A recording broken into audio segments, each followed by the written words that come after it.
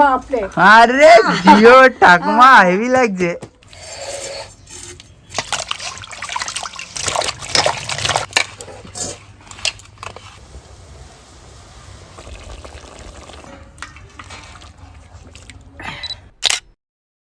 বৌমারা আজকে বাজারে পাঠাইছিলাম একটু ইলিশ মাছ আনার জন্য, তো বড় ইলিশ না পাইনি, তাই মাঝারি সাইজের ইলিশ এনেছে।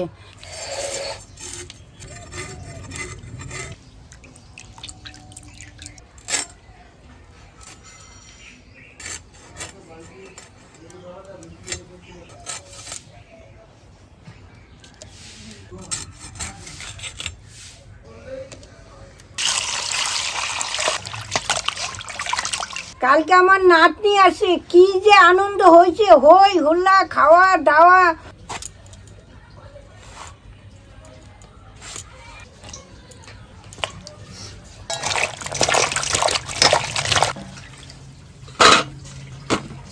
পরিমাণ মতো নুন দিয়ে দিচ্ছি, পরিমাণ মতো হলুদ দিয়ে দিচ্ছি। এবার পরিমাণ মতো হলুদ দিয়ে দিচ্ছি, পরিমাণ মতো একটু নুন দিয়ে দিচ্ছি। কড়াটা বসিয়ে দিচ্ছি। এবার আমি পরিমাণ মতন একটু সর্ষের তেল দিয়ে দিচ্ছি। এবার কালো জিরাটা ফোড়ন দিয়ে দিচ্ছি, দুটো লঙ্কা ফোড়ন দিয়ে দিচ্ছি। এবার আমি পরিমাণ মতো জল দিয়ে দিচ্ছি, পরিমাণ মতো নুন দিয়ে দিচ্ছি, অল্প একটু হলুদ দিয়ে দিচ্ছি, মাছে বেগুনে মাখা আছে তো।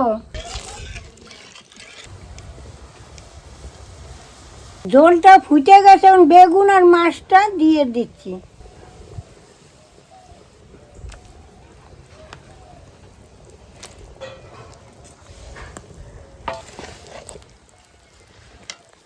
ইলিশ মাছে নিজেরই একটা গন্ধ থাকে জানেন, তা ইলিশ মাছে বেশি মশলা না দিলেই হয়।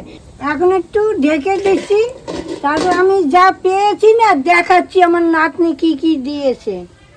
এই দেখেন আমার জন্য কত কি নিয়ে আসছে আমার নাতনি, দেখেছেন? এই দেখুন আমি এক এক করে আপনাদের দেখাচ্ছি। এটা কি ঠাকুমা? ঠান্ডার দিনে ঠান্ডা, গরমের দিনে গরম। ও জল জল রাখে। ও কালারটাও অপূর্ব, এই যে কালারটা দেখুন না বাবা, আমার কি যে পড়ান এগুলা। এই দেখেন ফেস ওয়াশ না কি বলে, আমি এইটা মাখবো হাতে, এরকম করে করে খালি মুখ দেবো। এই দেখুন আর একটা জিনিস, এইটা আমার কাজের জিনিস, কেন বলেন তো? আমার মাঝে মাঝে ঠান্ডা লাগে। এই দেখুন আবার খুলে আমার দেখাইছে, ঠাকুমা এইভাবে দেবা, এইভাবে দেবা, এইভাবে দেবা। এই দেখুন এটা আবার কি জিনিস ঠাকুমা? আরে আমার নাতনি অনেক জিনিস দিয়েছে, এই দেখুন। ইহ ওরে বাপরে, আরে জিও ঠাকুমা হেভি লাগছে। এবার ঢাকনাটা খুলে দেখি। হ্যাঁ হয়ে গেছে, গন্ধ হয়ে গেছে, কি সুন্দর।